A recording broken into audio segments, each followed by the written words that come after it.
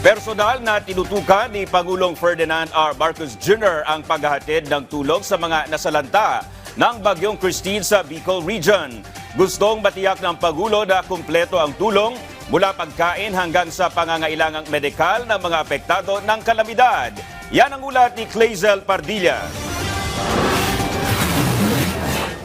Lula ng C-130, ipinadala ni Pangulong Ferdinand R. Marcos Jr. ang mga tulong na ito mula Metro Manila patungo ng Bicol Region na labis na napinsala ng Bagyong Christine. Ilan sa inihatid sa rehiyon ay mga satellite para magkaroon ng linya ng komunikasyon, generator set at water filtration na pansamantalang magbibigay ng supply ng kuryente at malinis na tubig. Dumating din ang toneladang processed meat product at 1,000 kahon ng mga delata mula sa mga pribadong sektor. Bukod pa ito sa libu-libong food pack at hygiene kit na ipinamamahagi ng Department of Social Welfare and Development. 4 na truck naman ang bigas ang ipinadala ng National Food Authority sa mga biktima ng bagyo. Meron naman tayong sistema para tulungan lahat yung mga naging biktima. And all of that is in place. Nag-abot si Pangulong Ferdinand R. Marcos Jr. ng 80 milyong pisong tulong pinansyal para sa probinsya ng Albay at bayan ng Naga. Tiniyak ng presidente ang pagbibigay ng pinakakinakailangang tulong sa mga biktima ng kalamidad at patuloy na rescue operation sa mga naipit ng baha at gumuhong lupa. So meron pang ibang lugar na rescue pa rin.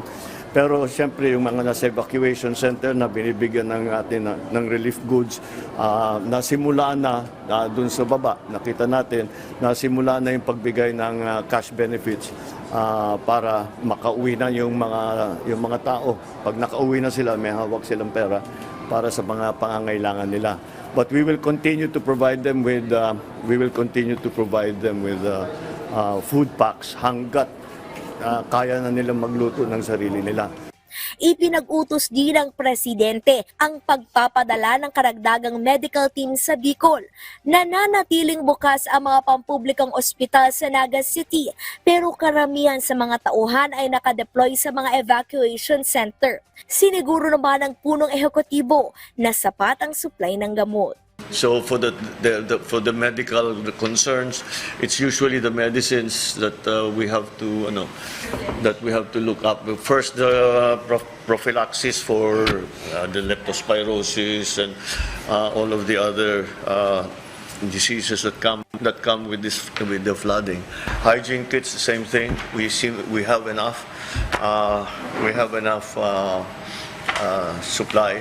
Ipinangako ng Health Department ang papalo sa 142 million pesos na tulong medikal sa mga biktima ng Bagyong Christine. Clazel Pardilla para sa Pambansang TV sa Bagong Pilipinas.